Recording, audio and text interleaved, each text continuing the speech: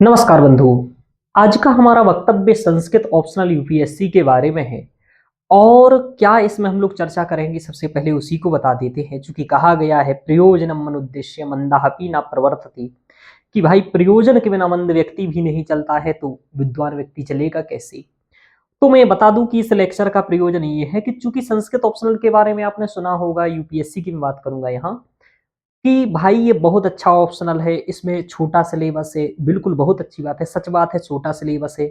एक निश्चित समय में तैयार हो सकता है, 3-4 महीने में, वो भी बात सही है कि हो सकता है। लेकिन और भी इसकी अच्छाइयां हैं कि भाई 90% 80% क्वेश्चन रिपीटेड होते हैं, ये भी सही है। और हम लोग कहते हैं इसके बारे में कि भाई अच्छा है, जल्दी तैयार होगा, करेंट में का ज़्यादा अपडेट नहीं करना है, तो ये भी सही है। एक बार तैयार करना है, हर बार के लिए तैयार हो जाएगा, ये भी सही है। लेकिन ये अच्छाइयों के बीच में हम कभी भी टीचर हों जो संस्कृत ऑप्शनल यूपीएससी पढ़ाने वाले हैं, या कोई भी हो, चुनौतियों की बात नहीं करते हैं। और इस कारण से क्या होता है कि रिजल्ट में भी समस्याएं आती हैं, और रिजल्ट भी कम होता है, जो तो आप लोगों को दिख भी जाता है कि कितना क्या रिजल्ट आ रहा है, किसका कैसा रिजल्ट है। तो आज मैं आपको ऐसी वह बातें बताऊंगा, सेल्फ स्टडी कर रहे हैं आप तो भी, और किसी कोचिंग से पढ़ रहे हैं तो भी आप वो बातें ध्यान रखेंगे, या फिर मेरे साथ भी जुड़ करके पढ़ना चाहते हैं तो भी ये बातें ध्यान रखेंगे। क्योंकि यह जो मूल आज मैं बात बताने वाला हूं कि ये चीजें आपको ध्यान रखनी है, और इस प्रक्रम में आपको तैयार करना है, जिससे कि आपका एक बार तैयार हो, और रिपीटेड होते हैं क्वेश्चंस तो वो भी आप कर पाए, और एक बेहतर अंक आप प्राप्त कर पाए। आप जानते हैं कि ऑप्शनल में यदि आपका 300 अंक आता है, 300 प्लस अंक आता है, तो एक अच्छा स्कोर माना जाता है। और इतना अंक पहले भी संस्कृत ऑप्शनल में आ चुका है, अभी भी आ सकता है, और कभी भी आ सकता है। बस इस अंक से ज्यादा लाने के लिए, या इस अंक तक लाने के लिए, आपको एक विशेष रणनीति की, विशेष मेहनत की आवश्यकता होगी, विशेष गाइडेंस की आवश्यकता होगी। आप सेल्फ से भी इस चीज को ऐसा नहीं कि नहीं कर सकते, लेकिन जो मैं आज आपको बातें बता रहा हूं, यदि इतनी चीजें आप साथ में ध्यान में रखते हैं, तो सेल्फ से भी आप कर सकते हैं। इस चीज को ध्यान रखिए। प्रथम तो ये हम लोगों को ध्यान रखना है यहाँ, जो सबसे महत्वपूर्ण बात है, कि सबसे बड़ा जो मैंने देखा कि इसका जो रिजल्ट में कमी रह रही है, वो रिजल्ट की में कमी रहने की कारण, या कम अंक आने के पीछे कारण क्या है। देखिए, मेरे पास इस पर चर्चा करने के लिए अनुभव है। पिछले विगत 5 वर्षों से मैं कई विद्यार्थियों को पढ़ा रहा हूँ, उन्हें गाइडेंस कर रहा हूँ। और फर्स्ट पेपर में किसी के 150 प्लस भी नंबर आए हैं, तो सेकंड पेपर में भी आए हैं। दोनों में अच्छे नंबर प्राप्त किए हैं। किसी विद्यार्थी ने फर्स्ट में किए हैं, किसी ने सेकंड में किए हैं। तो उन्हीं सभी को जब मैं देखता हूं, उनकी कॉपी चेक करता हूं, तब उन्हीं सभी चीजों से जो मुझे अनुभव हुआ, अभ्यास है, उन्हीं सब के बारे के आधार पर ही मैं यहाँ आप लोगों को जो भी बताऊंगा वही बताऊंगा। सबसे पहले मैंने पाया कि जिन विद्यार्थियों के नंबर बेहतर आते हैं, उन विद्यार्थियों के साथ एक चीज बहुत अच्छी है, या उन्होंने मेरी बात मान करके वो चीज अच्छी की है। वो है, पहला, सबसे पहला है संस्कृत लिखना सीखना। आप लोग कहेंगे सर ये कहां से आ गया, संस्कृत लिखना सीखना। क्या होता है, फर्स्ट पेपर में कुछ यूनिटें हैं, सेकंड पेपर में कुछ यूनिटें हैं, जो संस्कृत के आधार पर आपको लिखनी है, संस्कृत में लिखना है। और उनमें अशुद्धि रहेगी तो नंबर कम आएंगे।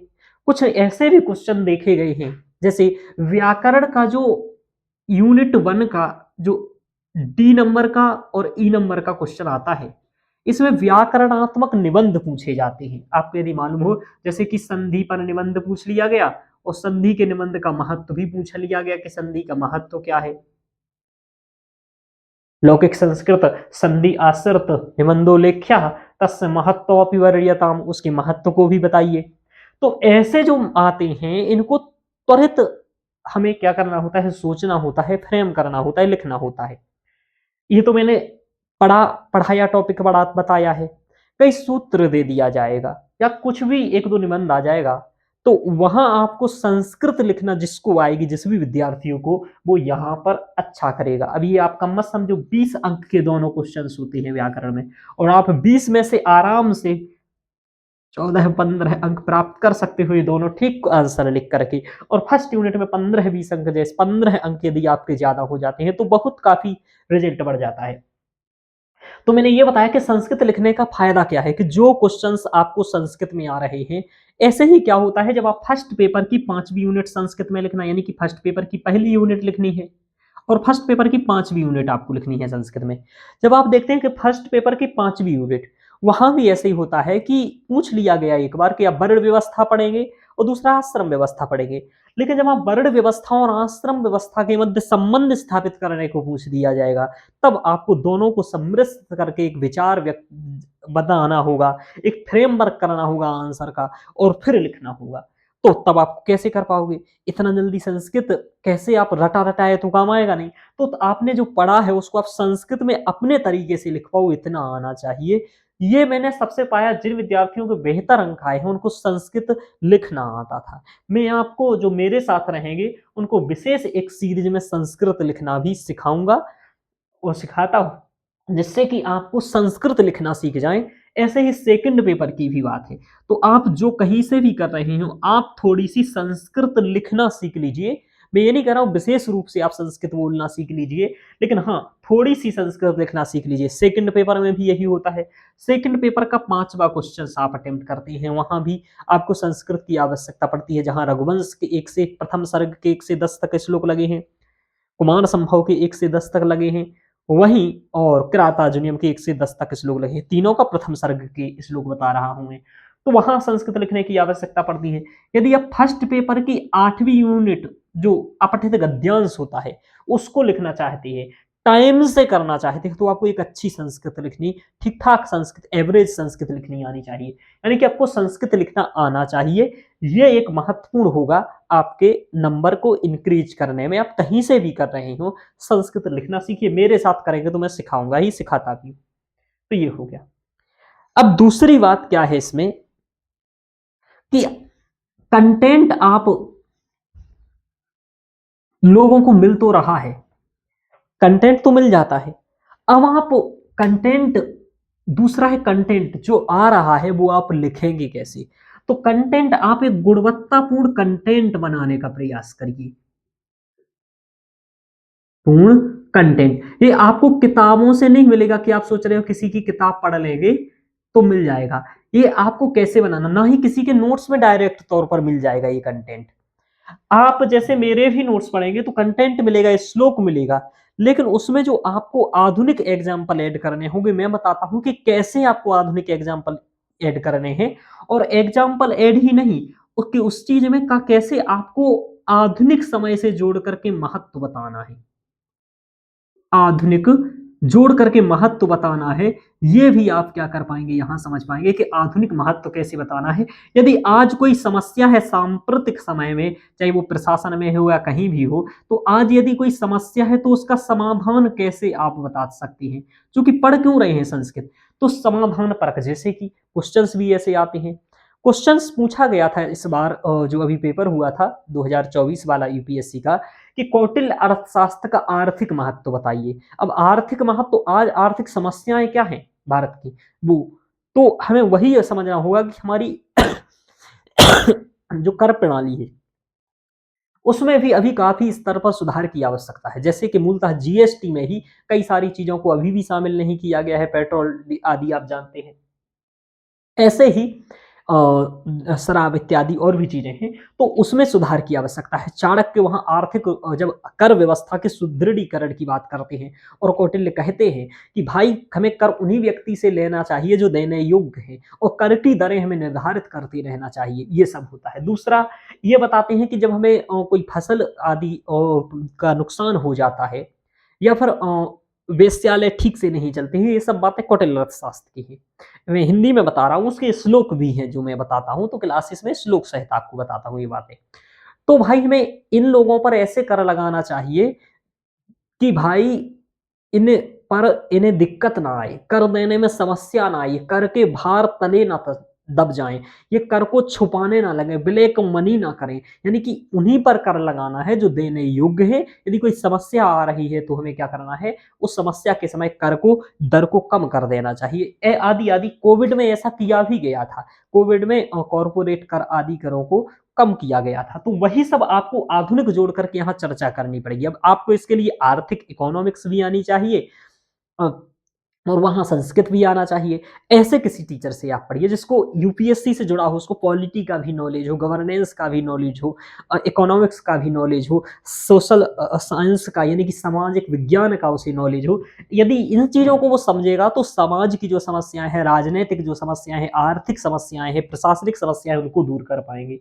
यदि ऐसा टीचर नहीं करता है, तो आपको खुद करना पड़ेगा ये काम। तो आप जिस भी कोचिंग से कर रहे हैं, उसको इस तरीके से कंटेंट को करिए कि वो आपकी आधुनिक समस्याएं या सांप्रतिक समय में जो समस्याएं हैं उसको निवारण कर सके, ऐसा।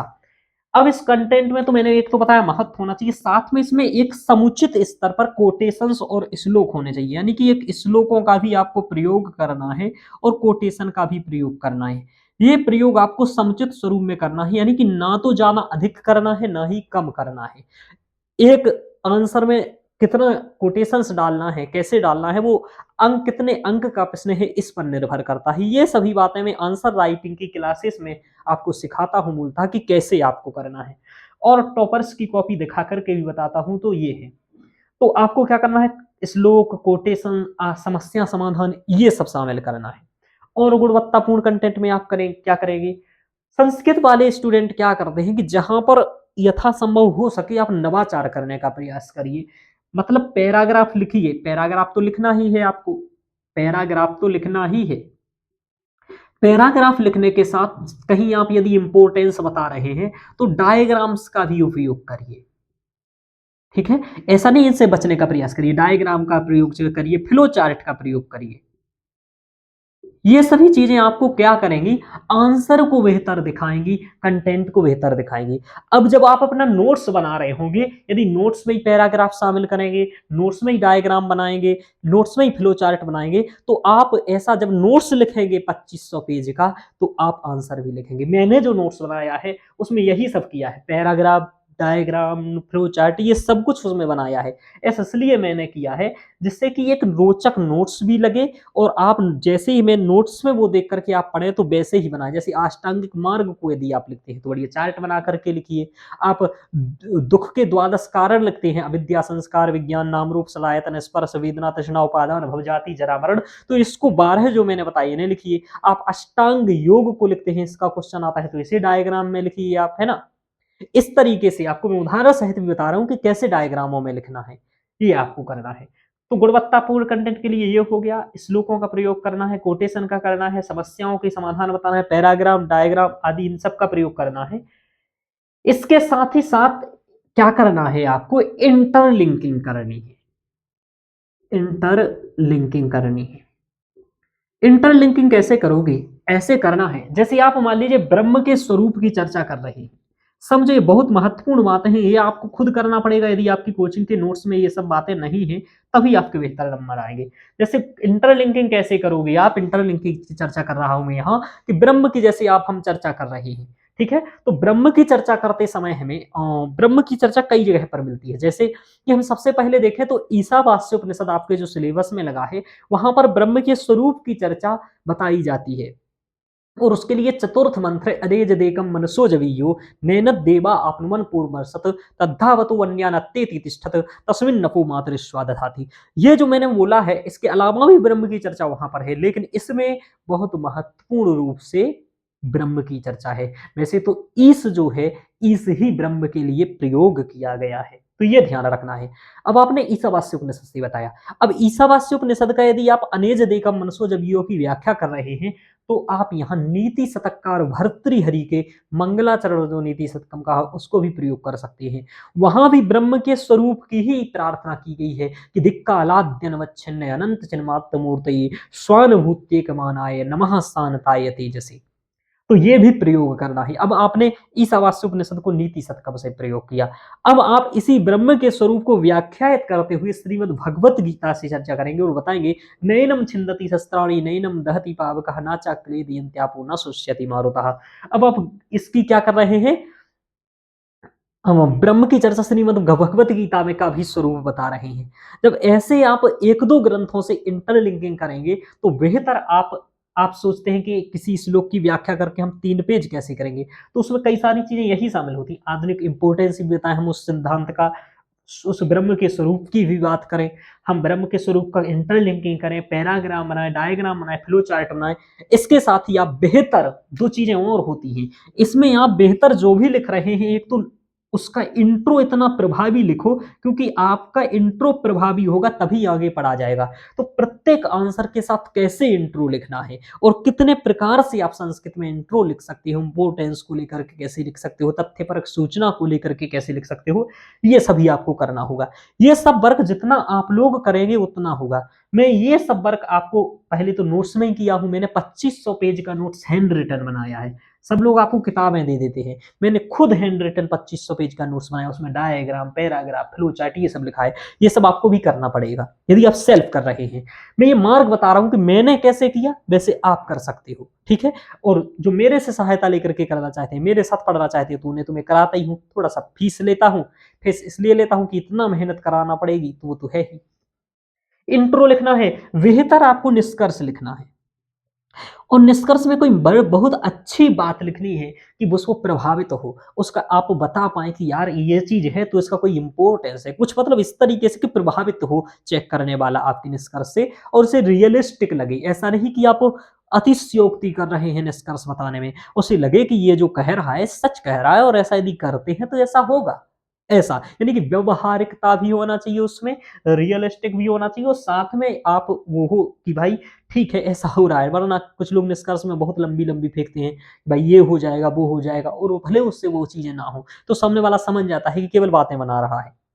तो ये सब चीजों का भी ध्यान रखना है आपको, और इस तरीके से आप कंटेंट को गुणवत्तापूर्ण करेंगे। इसके लिए अब सबसे बड़ी एक बात और है, तो मैंने बताया गुणवत्तापूर्ण कंटेंट होना चाहिए, इंटरलिंकिंग का आपको ध्यान रखना है, पैराग्राफ, डायग्राम, फ्लो चार्ट का उपयोग करना है, आधुनिक महत्व आप लोगों को बताना है, आज की समस्याएं जो है सामाजिक हो, राजनीतिक हो, आर्थिक हो, या कोई भी हो, जैसे अभी गंगा नदी प्रदूषित है, हम लोग उसको और प्रदूषित कर रहे हैं, जबकि कई सारे अथर्ववेद आदि और प्रकृति संरक्षण के लिए सूक्त आए हैं, कृषि आदि सूक्तों की परिचर्चा रही है। तो आपको ये बताना है कि प्रकृति संरक्षण के लिए जो वैदिक काल में प्रकृति संरक्षण मूल था और वैदिक संस्कृति का मूल था, आज हम उसके विपरीत जा रहे हैं। तो इस चीज की संरक्षण की हमें यहाँ पर चर्चा करनी होगी, वो आप इन चीजों को लेकर के यहाँ बता सकते हैं।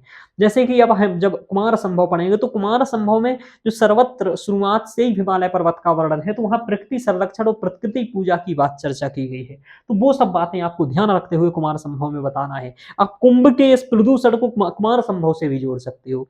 ये इंटरलिंकिंग करना, ये आंसर राइटिंग की जो मेरी हर संडे को रेगुलर क्लासेस हो गई आपकी लाइव क्लास के साथ, तो उसमें आप लोग सीखेंगे। यदि आप खुद कर रहे हैं तो खुद ऐसा विचार करना पड़ेगा आपको, क्योंकि यूपीएससी आपको प्रशासनिक अधिकारी बनाने वाली है, आप नीति निर्माता है, आपको दुनिया के किसी भी नॉलेज से सीख करके समस्याओं का समाधान करना है, उस स्तर की आप तैयारी कर रहे हैं, तो ये सब आपको करना होगा।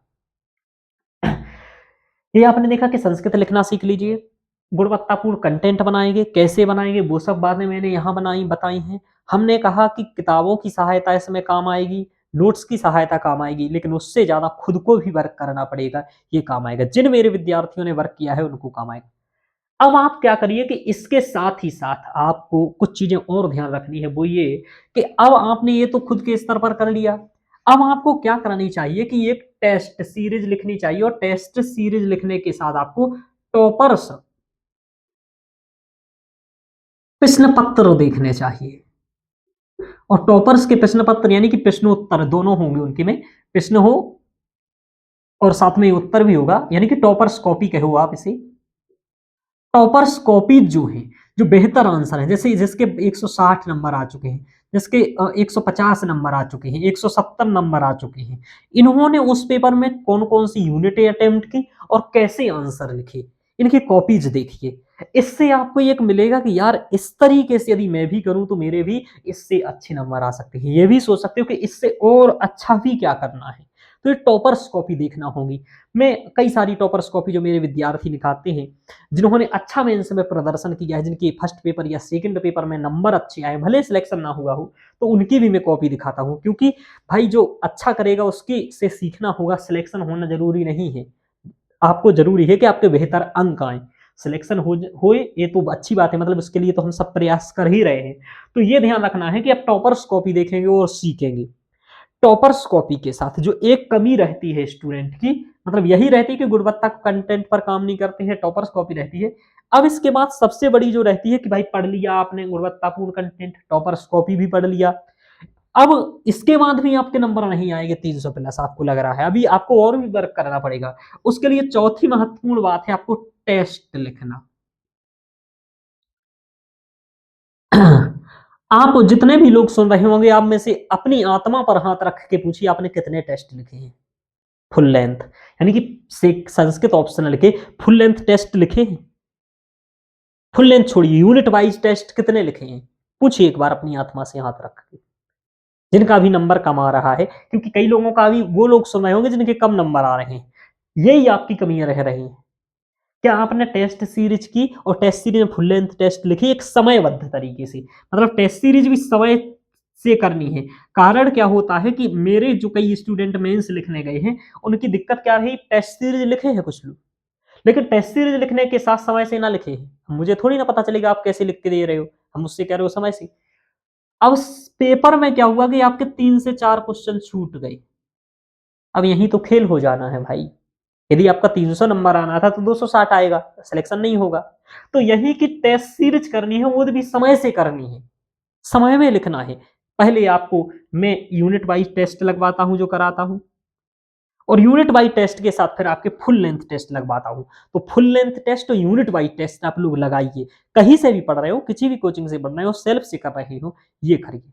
इसके साथ ही साथ क्या आप लोग, जब सबको ये बात पता ही है कि 90% क्वेश्चंस रिपीटेड होने हैं, 80% में मान के चलता हूं कि रिपीटेड होना ही है, तो क्या आप 20 वर्ष के जो पीवाईक्यू हैं, 20 वर्ष छोड़ो आप लोग, कम से कम पिछले जो 7-8 साल के पीवाईक्यू हैं, इन 7-8 साल के पीवाईक्यू के क्या आप आंसर लिख करके जा रहे हो? क्या आप इसके पहले मॉडल आंसर लिख रहे हो? क्या ये सभी क्वेश्चंस आप पर लिखते बन रहे हैं? क्या प्रत्येक 7 वर्ष पेपर आया तो 7 यूनिट हुआ पहले पेपर का और 7 यूनिट सेकंड पेपर का, तो क्या आपने 7 यूनिटों के एक एक टेस्ट लिखे हैं? नहीं लिखे होंगे, तो ये लिखना चाहिए। ये मैं लिखवाता हूं और ये लिखोगे, यानी कि संस्कृत लिखना भी सीखो, पढ़ो भी, लेक्चर्स भी देखो, गुणवत्तापूर्ण कंटेंट करके हैंड रिटन नोट्स भी बनाओ, मुझसे रोज संपर्क में रहो या किसी के भी संपर्क में रहो। टॉपर्स कॉपी देखो, टॉपर्स कॉपी से सीखो किसने क्या अच्छा किया है, कौन सी चीज को सर ने सही कहा है। मेरे साथ सबसे अच्छी चीज, मैं टॉपर्स कॉपी चेक की हुई देता हूं। मतलब ये कि मैं ऐसा नहीं कि उसने जो लिखा और मैंने दे दिया केवल, नहीं, उसको यदि मैंने किसी आंसर में 10 में से 3 अंक भी दिए हैं तो वो लिखा रहता है कि 3 दिए हैं, और 3 क्यों दिए हैं इसका कारण भी लिखा रहता है, उसकी क्या मिस्टेक है। इस तरीके से मैं जो जो कॉपी भी देता हूँ, चेक की हुई दे देता हूँ सभी स्टूडेंट को। क्यों? इसलिए देता हूँ कि दूसरे स्टूडेंट फिर क्यों कॉपी पढ़ेंगे जब उन्हें पता ही नहीं चलेगा कि इसके 10 में से 3 क्यों आए हैं। तो कारण सहित देता हूं कि अस्मिन कारणे सती इदम कार्यम, इस कार्य का यह कारण है, इतने नंबर आए हैं तो उसका कारण ये है, इससे सीखने को मिलता है। तो मेरा आपसे कहना यही है, इतना सब कह करके, कि आप पीवाईक्यू को बहुत अच्छे से करके जाइए, टेस्ट सीरीज लिखिए, टाइम से लिखिए, कम से कम आप 7 से 8 वर्ष के कंप्लीट आंसर लिखिए, फुल लेंथ टेस्ट लिखिए, टॉपर्स कॉपी को देखिए, उनकी क्या अच्छाइयां हैं वो आप देखिए। आपको आप जहां से भी कोचिंग कर रहे होंगे वहां टॉपर्स कॉपी मिलेगी। वैसे तो मार्केट में उपलब्ध नहीं है, मैं अपने कोचिंग में जो विद्यार्थी ज्वाइन करते हैं उनको टॉपर्स कॉपी देता हूं। मैं अपने विद्यार्थियों की अच्छी कॉपी संभाल के रखा हूं, इसलिए सबको देता हूं। ऐप में सब कुछ व्यवस्थित तरीके से मैं प्रोवाइड करता हूं। गुणवत्तापूर्ण कंटेंट मैंने बना करके दिया है, उसमें जो ऐड करना होती हैं चीजें, आधुनिक एग्जाम्पल, वो भी मैंने आप लोगों को ही सिखाया है कि भाई ऐसे नए चीज भी ऐड कर सकते हो। ऐसा नहीं कि भाई जो मैं कर रहा हूं केवल आप उतना ही करें, नहीं भाई, नया भी ऐड कर पाए, संस्कृत लिखना भी आप सीख पाए, ये भी सिखाऊंगा। तो इतना मूल मूल बातें थी, और भी कुछ बातें हैं, लेकिन इतनी भी बातें यदि आप मूल अच्छे से याद रखते हैं। दूसरा एक चीज और ध्यान रख लीजिए कि यूनिट कौन सी आपको करनी है उसको डिसाइड कर लीजिए, पेपर 1 का भी और पेपर 2 का भी। यदि पेपर 1 और 2 का कौन सी यूनिट अटेम्प्ट करेंगे आप, जो स्कोरिंग है वही अटेम्प्ट करिए, स्कोरिंग यूनिटों को अटेम्प्ट करिए, और उस पर अच्छी खासी पकड़ रखिए, अच्छी खासी मेहनत रखिए कि उस यूनिट से क्वेश्चन आए तो आप पर बन जाए। इतना आपको करना है। यदि ये सब चीजें आप ठीक से कर लेते हैं और बेहतर 4 महीने मेहनत कर लेते हैं मेरे साथ, यदि मेरे साथ करते हैं तो, और कहीं भी और भी करते हैं, तो आपका जो भी समय लगेगा वो तो वही टीचर बताएगा, या आप खुद करके देख लीजिए आपका कितने टाइम में हो रहा है 1 यूनिट, उस अकॉर्डिंग आप अंदाजा लगा लीजिएगा। मेरे साथ यदि 4-5 महीने इस तरीके से अच्छे से मेहनत करते हैं, आप मेरे गाइडेंस में करते हैं, तो आपका आराम से 300 प्लस अंक आने में कोई भी समस्या नहीं है। मैं इससे ज़्यादा नहीं कहूँगा, इससे ज़्यादा आपकी मेहनत पर निर्भर करेगा। हाँ, लेकिन आप इतना ला सकते हैं। मैं सबसे अच्छी बात ये करूँगा कि 24 घंटे कॉल पर आप, मतलब 24 घंटे तो नहीं, दिन में कभी भी आप मुझसे कॉल कर सकते हैं। जो मैं पढ़ाता हूँ यूपीएससी वालों को आंसर पूछने के लिए या कुछ भी पूछने के लिए। प्रत्येक संडे को लाइव मीटिंग होती है जिसमें केवल मैं आपका पढ़ाया ये बताता हूँ कि कैसे आपको इसको लिख करके कैसे आपको इम्प्रूव करना है। दूसरे के वही क्वेश्चंस लाता हूँ, जैसे आपके क्वेश्चन में मुझे कोई कमी दिखती है तो मैं दूसरे का क्वेश्चन बताता हूँ, देखो इसने ये अच्छा लिखा है, आपने गलत लिखा है, तो आप इस तरीके से लिखिए, ये सब बताता हूँ। तो ये सब होता है क्लासेस में। बाकी लेक्चर आपको रिकॉर्डेड मिलते हैं, कि आपको रिकॉर्डेड 7 दिन का टारगेट दिया जाता है कि 7 दिन में आप इतने लेक्चर करके आइए और ये क्वेश्चंस लिख करके आइए। 7वें दिन आपसे मैं मिलता हूँ, हर संडे को आपको मिलता हूँ और देखता हूँ कि क्या आंसर लिखे, क्या गलती की, वहाँ आपसे बात करता हूँ और ऐसा चलता रहता है और निरंतर आपको गाइडेंस करते हुए मैं पढ़ाता हूँ। ये जो सब मैं करता हूँ ऐसे ही करता हूँ, तो आप लोग भी ये ध्यान रखें कि जहाँ से भी पढ़ रहे हैं यही सब चीज़ें यदि वहाँ आपको मिल रही हैं, तो आप कहीं से भी कर लीजिए, और यदि सेल्फ से भी इतना कर सकते हैं, इसलिए चूँकि मैंने मार्ग बता दिया है कि कितना करना है, कैसे करना है, तो आप सेल्फ से भी कर सकते हैं, तो सेल्फ से भी कर लीजिए। यही मुझे मूल बताना था, क्योंकि मैं चाह रहा हूँ संस्कृत पढ़ाने के नाते कि मैं केवल इसकी अच्छाइयाँ ना बताऊँ, जो कमियाँ रह रही हैं वही भी बताऊँ। लोग टेस्ट सीरीज़ नहीं लगाते हैं समय से, पीवाईक्यू नहीं करते हैं, पीवाईक्यू नहीं लिख पाते हैं और करते हैं तो उन्हें चेक करने वाला कोई नहीं रहता है, गाइडेंस नहीं रहता है। टॉपर्स कॉपी ही नहीं है मार्केट में उपलब्ध, तो टॉपर्स कॉपी देखने को नहीं मिलती है।